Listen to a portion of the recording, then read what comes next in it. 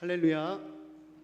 수요 예배에 오신 우리 성도님들을 주님의 이름으로 환영하고 축복합니다. 우리 좌우에 계신 분들에게 인사하도록 하겠습니다. 우리 주님께서 부활하셨습니다.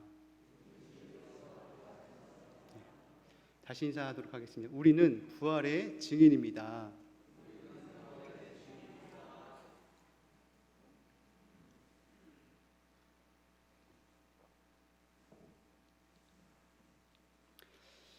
한때 미국의 남부 지역은 면화 재배로 유명했다고 합니다.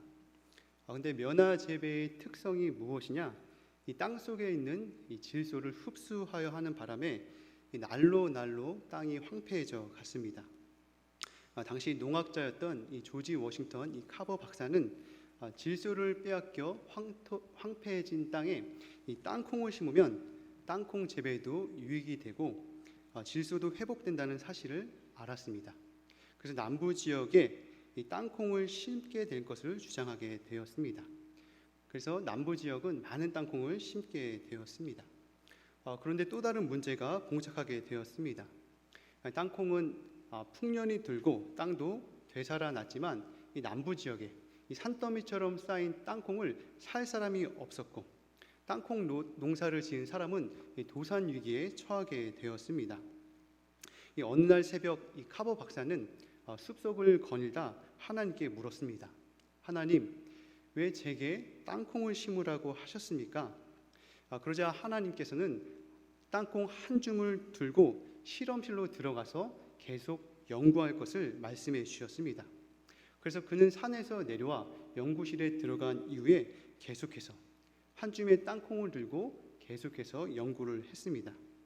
그리고 그 결과 카버 박사는 무려 200종류에 넘게 실용품과 105종류의 식용품을 고안하게 되었고, 그로 인해 남부 지역은 이 산업과 경제가 회복되어서 흑인이나 백인이나 할 것 없이 모두가 부유하고 풍요롭게 그 혜택을 누리게 되었다고 합니다. 한 줌밖에 안 되는 땅콩이었지만 하나님께서는 이 땅콩 한 줌을 통하여 수많은 실용품과 식용품을 쓸 수 있는 지혜와 영감을 주심으로 그 당시 기울어져 갔던 남부 지역의 경제의 회복과 풍요를 더하여 주셨습니다. 오늘은 이 성중에 내 백성이 많다라고 하는 제목으로 하나님의 말씀을 함께 나누고자 합니다. 첫째는 이 사도 바울은 그의 일상의 삶을 살아냈습니다.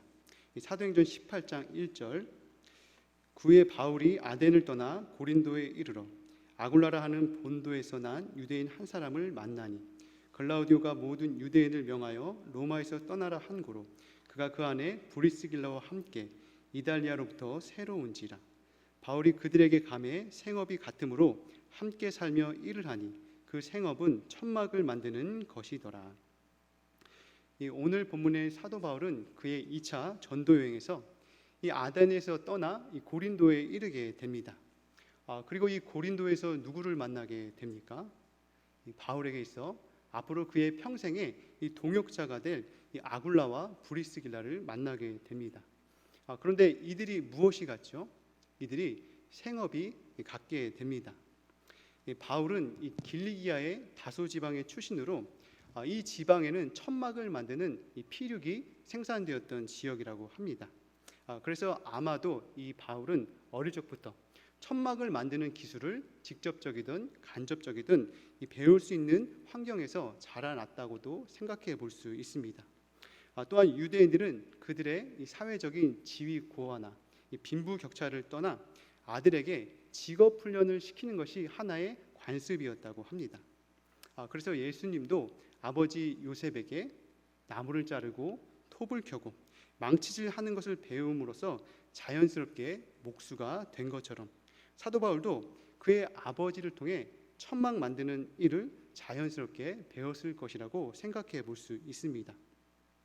또한 당시의 랍비 사독은 토라의 말씀에서 자기의 소득을 구하는 자는 멸망을 재촉하는 자라며 이 서기관과 율법학자들이 자신들이 가르치는 것에 이 보수를 받는 것이 바람직하지 않다는 의식을 가지고 있어서 율법을 연구하고 가르치는 것 외에 자신들의 직업을 갖고 있는 경우가 많았다고 합니다.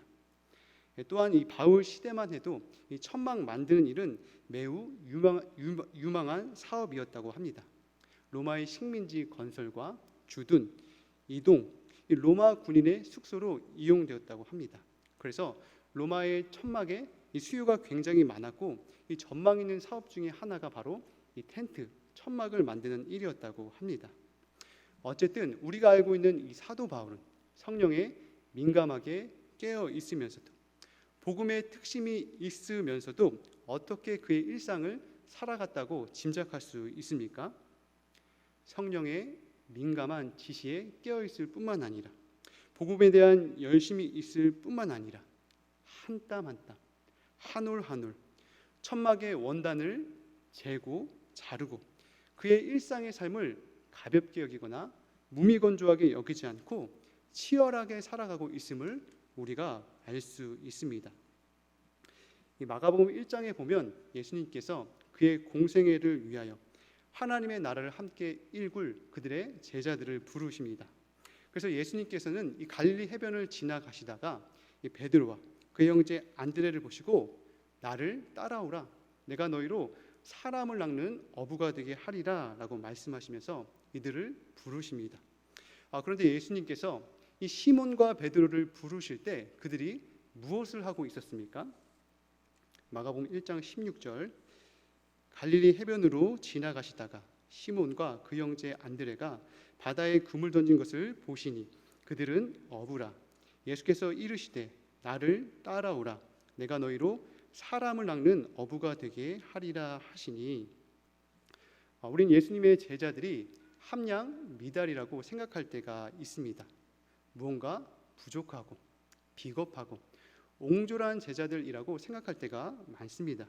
그래서 내가 예수님의 제자였다면, 내가 예수님께서 베푸신 기적의 현장에 있었다면, 내가 베드로였다면 그렇게 아둔하거나 비겁하거나 옹졸하지 않다라고 그렇게 단언하기도 합니다. 그런데 예수님께서 부르신 이 제자들의 면면을 보면 어떻습니까?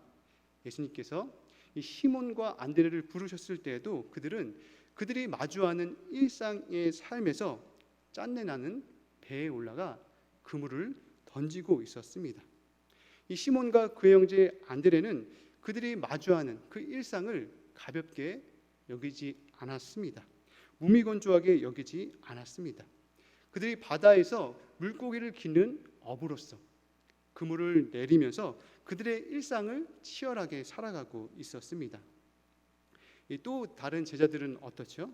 예수님께서 야고보와 그 형제 요한을 부르셨을 때도 그들 역시도 짠내나는 그물을 만지고 있었습니다.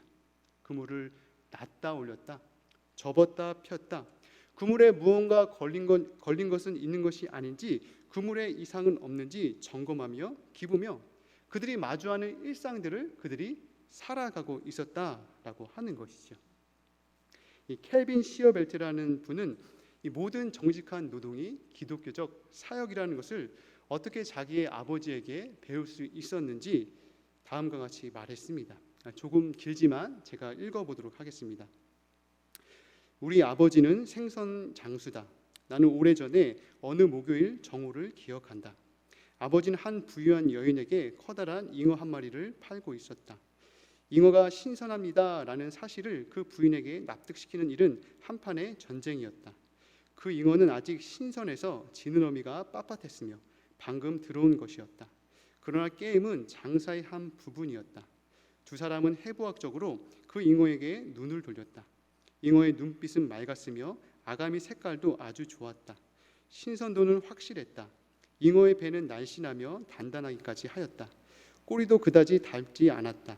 가격은 정당했다. 마침내 아버지는 계산대 뒤에서 그 물고기를 들어 올렸다. 좋습니다. 좋아요. 손질해 드릴까요? 그러자 그 여인은 마지못해 동의하면서 거래가 이루어진 방식에 대해서 씁쓸하게 찬탄하며 이렇게 말하였다. 저런, 당신은 부르심을 놓치지 않았군요. 정말 이 직업이 제격이시네요. 여인의 말은 진실이었다. 아버지는 생선 장사를 하면서 선지자요, 제사장이요, 왕이신 주님께 전임으로 봉사하고 있었다. 그리고 가게에 들어오는 손님들은 그 사실을 느낄 수 있다. 우리가 그 도시에서 생선을 가장 싸게 파는 것은 아니다. 매우 바쁜 금요일 아침에는 실수가 전혀 없는 것도 아니다. 거기에는 죄가 없는 것도 아니다. 그러나 아버지와 두 종업원이 있는 작은 그레이트 사우스 베이 생선 가게는 여러분이 미소를 지으면서 질 좋은 생선을 살 수 있는 깨끗하고 정직한 장소일 뿐만 아니라 거기에는 어떤 분위기가 있다. 그 분위기는 구경꾼에게도 유쾌함을 주는 사고 파는 거래 속에 담겨있는 웃음과 재미와 즐거움이다. 거기에는 비천한 노동을 풍성한 섬김으로 승화시키는 어떤 정신 같은 것이 있다. 나는 아버지의 크고 두툼한 손을 바라본다. 손가락 굵기는 내 손의 거의 2배가 된다. 그 손으로는 결코 피아노를 칠 수 없을 것이다. 그러나 그 두 손이 고등어 배를 예리하게 반으로 가를 때, 가자미를 단칼에 포뜨는 것을 볼 때, 화재, 병, 도둑, 재해, 뜨겁고 습한 여름 날씨에도 휴가 한 번 없이 일하고 불평 한마디 없이 활기차게 일하며 유혹을 뿌리치고 정당한 가격을 받기 위해 밤낮으로 애쓰고 때로는 연약한 가운데 그러나 늘 신앙 안에서 성스럽게 주님 앞에서 생선을 토막내었다는 것을 알 때 나는 하나님의 은혜가 한 사내의 손 위에 그리고 거친 생선칼에 섬광 위에 내려앉을 수 있음을 깨닫는다. 이 켈빈 시어 벨트는 모든 정직한 노동이 무엇이라고 합니까? 모든 정직한 노동이 기독교 사역이라고 말하고 있습니다. 교회 가서 예배드리고 교회 가서 기도하고 교회에서 봉사하는 것만이 기독교적 사역이 아니라 모든 정직한 노동이 기독교적 사역이라고 말하고 있습니다. 그래서 그는 생선을 파시면서도 선지자요, 제사장이요, 왕이신 주님께 봉사하듯 비천한 노동을 풍성한 섬김으로 승화시킨 아버지를 통하여 정직한 노동이 곧 기독교적 사역임을, 그리고 우리 그리스도인의 일상이 그러해야 함을 깨달았다라고 말하고 있습니다. 이 사도 바울이 성령의 민감한 지시에 깨어있을 뿐만 아니라 복음에 대한 열심이 특심이었을 뿐만 아니라 한 올 한 올, 한 땀 한 땀 원단을 재고 자르는 그의 일상이 정직한 노동의 기독교적 사역이었다면 이 시대를 살아가는 우리도, 우리의 일상도 우리의 일상이 정직한 노동인 기독교적 사역이 되도록 해야 한다라고 하는 것이죠. 따라서 우리는 우리의 입술로만 복음을 전할 뿐만 아니라 우리의 일상의 삶을 통하여 우리의 정직한 노동이 기독교적 사역이 되도록 우리가 마주하는 이 일상의 삶을 치열하게 복음으로 살아낼 수 있어야 합니다. 이곳에 모인 우리 대강교회 성도님들이 우리의 일상을 살아냄을 통해 우리의 정직한 노동이 기독교적 사역이 되도록 우리가 마주하는 이 일상들을 믿음으로, 삶으로 살아내시는 저와 여러분 되시기를 주님의 이름으로 축복드립니다. 둘째는 이 사도 바울, 그는 말씀에 사로잡혔습니다. 사도행전 18장 5절, 실라와 디모데가 마게도냐로부터 내려오매 바울이 하나님의 말씀에 붙잡혀 유대인들에게 예수는 그리스도라 밝히 증언하니 그들이 대적하여 비방하거늘 바울이 옷을 털면서 이르되 너희 피가 너희 머리로 돌아갈 것이요 나는 깨끗하니라. 이후에는 이방인에게로 가리라 하고. 이 고린도에서 사도 바울은 그가 어느 곳에 갔든지 먼저는 회당에 들어간 것처럼 이 고린도에서도 먼저는 회당에 들어가 복음을 전하게 됩니다. 그리고 이 사도 바울은 안식일마다 회당에 들어가 유대인뿐만 아니라 이 헬라인에게 복음을 전하고자 애를 씁니다. 그리고 이 실라와 디모데가 마게도냐로부터 고린도에 합류하자 이 사도 바울은 더욱더 분발하여 예수가 그리스도임을 증거하게 됩니다. 그런데 이때 사도 바울이 무엇에 붙잡혔다라고 말씀합니까? 하나님의 말씀에 붙잡혔다라고 말씀합니다. 이 사도 바울이 하나님의 말씀에 붙잡혔다라고 했을 때 이 붙잡혀라고 하는 단어의 원어의 뜻은 이 둘러싸임을 당하다, 지배를 당하다, 사로잡히다라고 하는 뜻을 가지고 있다고 합니다. 무슨 말입니까? 이 사도 바울이 하나님의 말씀에 둘러싸여 있다라고 하는 것이죠. 하나님의 말씀에 지배를 당하고 있다라고 하는 것이죠. 하나님의 말씀이 이 사도 바울을 움직이고 있다라고 하는 뜻입니다. 제가 전에 사역했던 이 영등포에는 이 국회의사당에서 이 경인고속도로 가는 길 오른쪽에 안상규 벌꿀이라는 건물이 있었습니다. 이 건물을 보면 이 안상규 벌꿀에 이 안상규 씨의 사진이 걸려 있는데요. 이 사진 속에 이 안상규 씨는 얼굴만 빼고씩 내밀고 무엇에 이렇게 둘러싸여 있느냐? 꿀벌에 둘러싸여 있습니다. 그리고 약 10층 정도에 보이는 건물 이 외관을 뭘로 다 꾸몄느냐? 꿀벌과 같은 이 벌꿀집과 같은 그 외관으로 그의 이 건물에 이 디자인을 해 놓았습니다. 그래서 제가 속으로 이 안상규 씨를 뭐라고 생각했을까요? 이 사람 미친 사람이다. 무엇에 미쳐요? 꿀벌에 미친 사람. 미쳐야 미친다고 하는데 이분이 꿀벌에 미친 분이구나. 꿀벌의 대가구나라고 하는 생각이 들었습니다. 그래서 제가 안상규 벌꿀 이 홈페이지에 들어가 보니까 이분의 양력이 이동 양봉 37년, 양봉 신지식인 1호, 벌수염 기네스북 기록 보유자, 후지TV 선정 아시아 최고 기인이라고 소개되어 있습니다. 그리고 이 안상규 씨가 이 자기 자신을 어떻게 설명하고 있느냐? 꿀벌 연구가 안상규, 꿀벌 연구가 안상규라고 자신의 닉네임을 써 놓았습니다. 꿀벌 연구가 안상규. 여러분, 이분이 무엇에 둘러싸여 있습니까? 이분이 꿀벌에 둘러싸여 있습니다. 꿀벌에 지배되어 있지요. 꿀벌에 사로잡혀 있습니다. 그래서 이분은 꿀벌에 뒤집어 쓰고 있고 꿀벌에 미쳐 있고 꿀벌에 빠져 있습니다.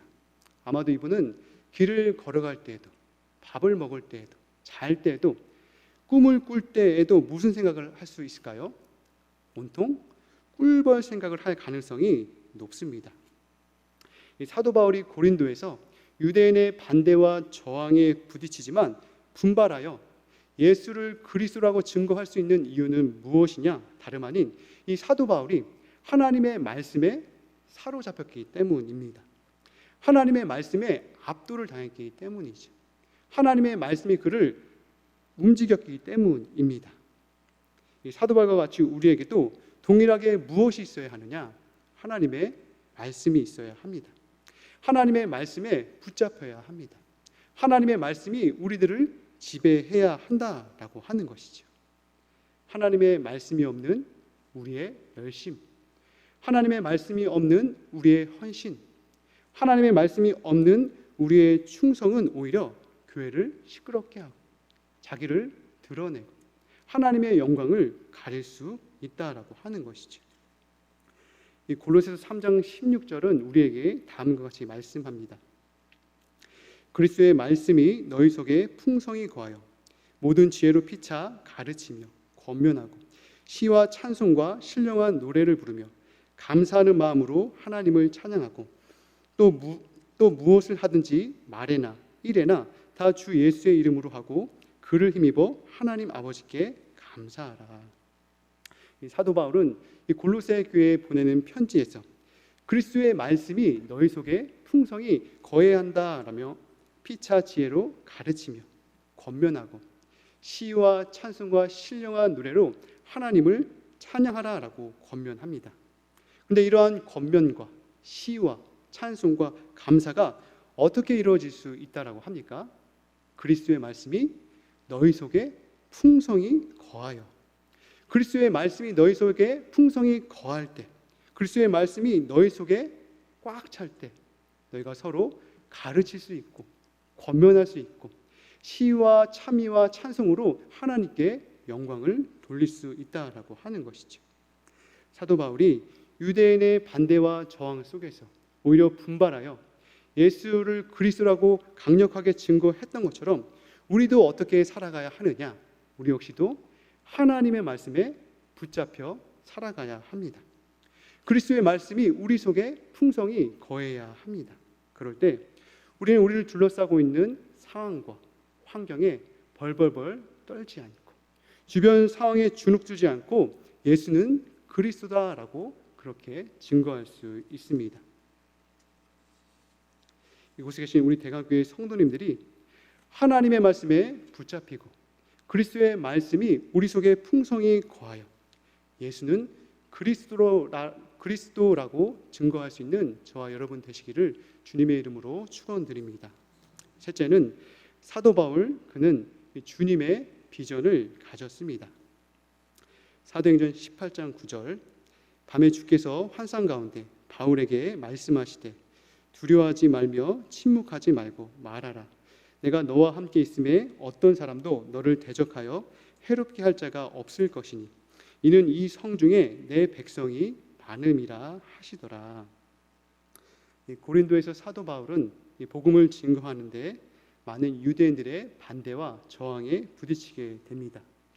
그런데 복음의 물꼬는 유대인들의 저항에도 불구하고 회당장 그리스보의 온 집안과 고린도 사람들에게 흘러 많은 사람들이 예수님을 믿고 세례를 받게 됩니다. 그리고 밤에 환상 가운데 하나님께서 이 사도 바울에게 무엇이라고 말합니까? 두려워하지 말며 침묵하지 말고 말하라. 내가 너와 함께 있음에 어떤 사람도 너를 대적하여 해롭게 할 자가 없으니 이는 이 성에 내 백성이 많음이라 라고 말씀합니다. 복음 때문에 옥에 갇히고 매도 수없이 맞고 여러 번 죽을 뻔했던 사도 바울이었지만 이곳 고린도에서 그는 대적의 위협과 신변의 위협, 테러의 위험성으로 많은 두려움을 느낀 것 같습니다.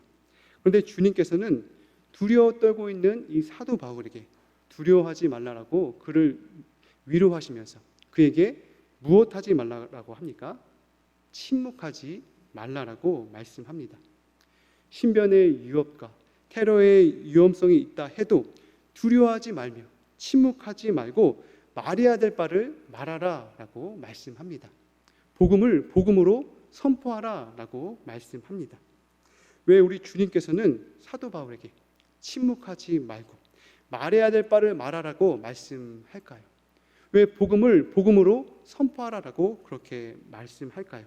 첫째는 내가 너와 함께 있어 어떤 사람도 너를 대적하거나 해롭게 할 자가 없다라고 말씀하시는 것처럼 사도 바울을 누가 지켜주시느냐? 하나님께서 지켜준다라고 하는 것이죠. 그의 보호자가 되어준다라고 하는 것입니다. 하나님께서 그의 사명이 다하는 데까지 어떤 사람도 그를 대적하거나 해롭게 할 자가 없다라고 말씀합니다. 둘째는 이 성에 무엇이 많다고 합니까? 이 성에 내 백성이 많다라고 말씀합니다. 고린도에 하나님의 백성이 많기 때문에 침묵하지 말고 말해야 될 바를 말하라라고 하는 것이죠. 복음을 선포하라라는 것입니다. 비록 사도 바울의 눈에는 이 고린도가 광야 같고 황무지 같고 척박한 땅처럼 보일지 모르지만 우리 주님의 눈에는 이 고린도가 옥토요, 좋은 땅이요, 황금 들녘이라고 하는 것이죠. 그래서 우리 주님께서는 침묵하지 말고 말해야 될 바를 말하라, 복음을 선포하라라고 말씀합니다. 마태복음 9장에서 예수님께서는 모든 도시와 마을을 다니시며 예수님의 공생애의 3대 사역을 행하십니다. 예수님의 3대 사역이 무엇입니까?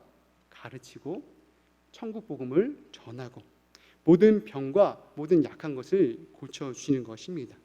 그리고 예수님께서는 자신에게 나오는 무리들을 불쌍히 여겨 목자 없는 양같이 고생하며 기진한 그들을 불쌍히 여겨주십니다. 그리고 제자들에게 다음과 같이 말씀합니다. 추수할 것은 많되 일꾼이 적으니 라고 말씀합니다. 추수할 것은 많되 일꾼은 적으니, 추수할 것도 없는 것 같고 일꾼도 없는 것 같은데 우리 주님께서는 추수할 것은 많되 일꾼이 적다고 말씀합니다.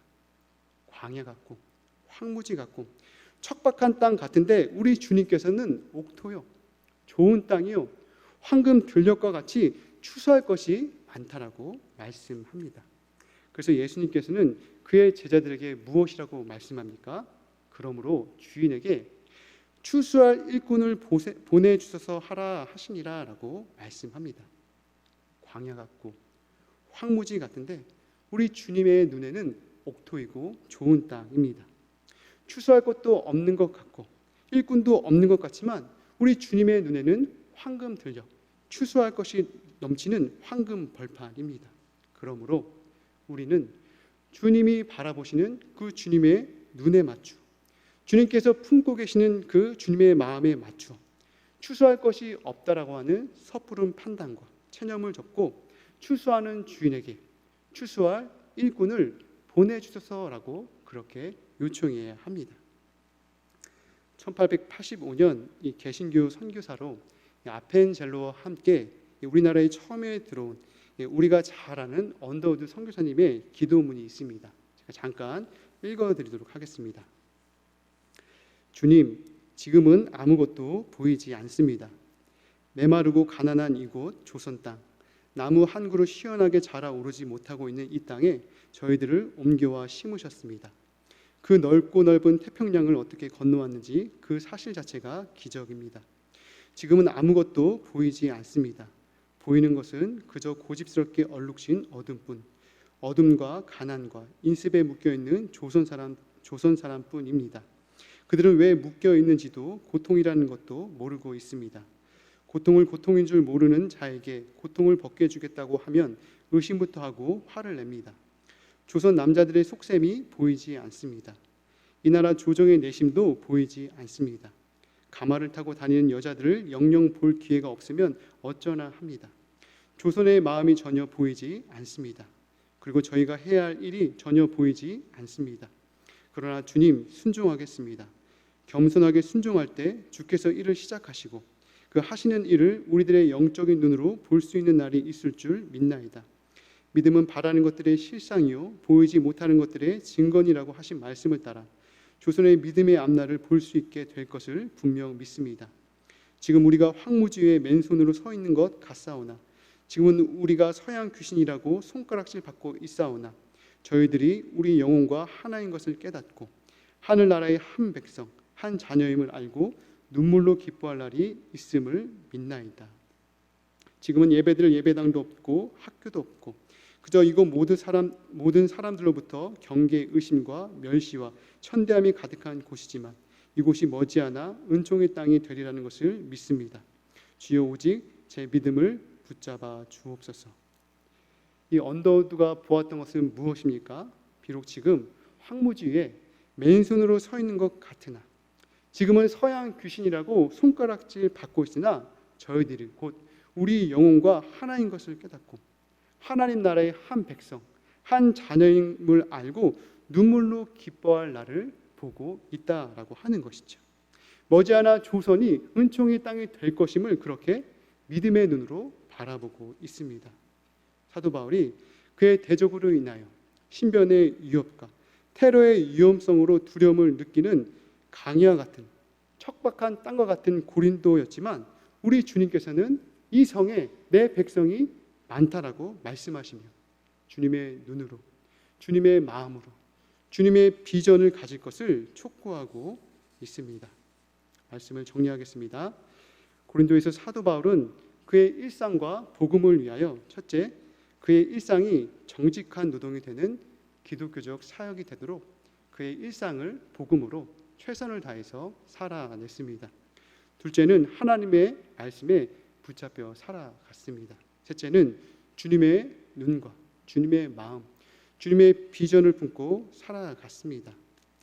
이곳에 계신 저와 대강교회 성도님들이 우리의 일상이 정직한 기독교적 노동이 되도록 늘 하나님의 말씀에 붙잡히고 이 성중에 내 백성이 많다라고 하는 주님의 눈과 주님의 마음, 주님의 비전을 품고 사시는 저와 대강교회 성도님들 되시기를 주님의 이름으로 축원드립니다. 자, 기도하도록 하겠습니다. 하나님 아버지 감사합니다. 우리의 눈에는 아무것도 보이지 않고 여러 가지 어려움밖에 보이지 않고 이 땅에 추수할 것이 없다라고 보여지지만 우리 주님의 눈에는 이 땅이 옥토요 좋은 땅이요 황금 들녘이라고 말씀하시니 감사합니다. 우리의 삶이 기독교적 사역이 되도록 모든 삶을 통해서 복음을 살아낼 수 있도록 도우시고 늘 하나님의 말씀에 붙잡히고 늘 주님의 마음과 눈과 비전에 사로잡혀 날마다 주님 앞에 믿음으로 살아갈 수 있도록 도와주옵소서. 감사하며 예수님의 이름으로 기도합니다.